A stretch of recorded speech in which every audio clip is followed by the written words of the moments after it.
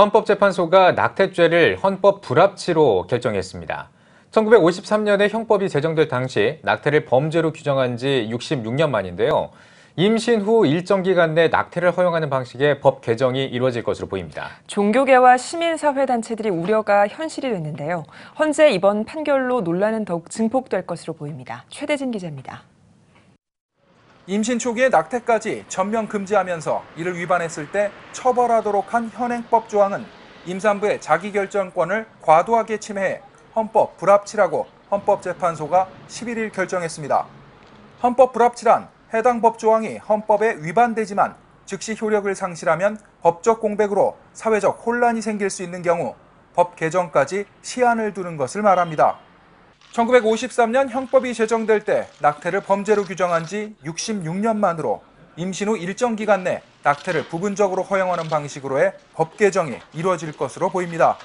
동의낙태죄로 기소된 산부인과 의사 A씨는 자기낙태죄와 동의낙태죄 규정이 임산부의 자기결정권을 침해해 위헌이라며 2017년 2월 헌법소원을 냈고 헌재 재판관 4명이 헌법 불합치, 3명이 위헌, 2명이 합헌으로 결정했습니다. 이번 헌재 판결에 대한 반발이 거세질 것으로 보입니다. 기독교 등 종교계와 사회단체에서는 낙태죄 폐지 반대 입장을 거듭 밝혀왔습니다.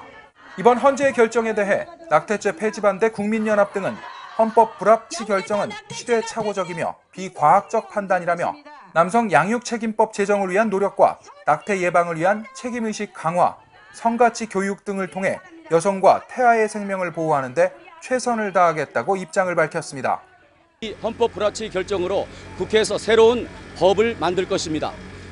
여기에 우리가 대응해서 생명을 지키는 모든 학자들, 또 법학자들, 그리고 의사들, 그리고 우리 신학자들, 목회자들이 모여서 향후에 이제 생명을 살리는 생명 존엄성에 입각한 그러한 법을 만들 수 있도록 우리가 적극 협조하고 운동할 것입니다.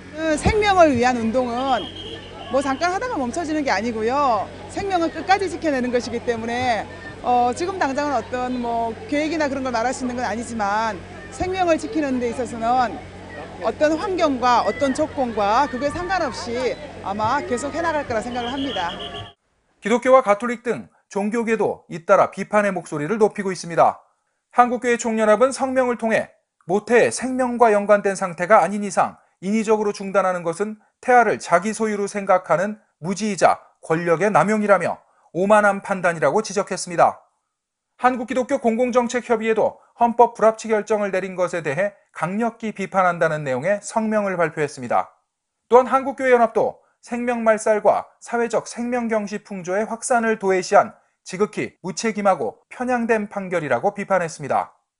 헌재의 이번 낙태죄 헌법 불합치 결정으로 국민들의 우려와 논란은 더욱 증폭될 것으로 보입니다.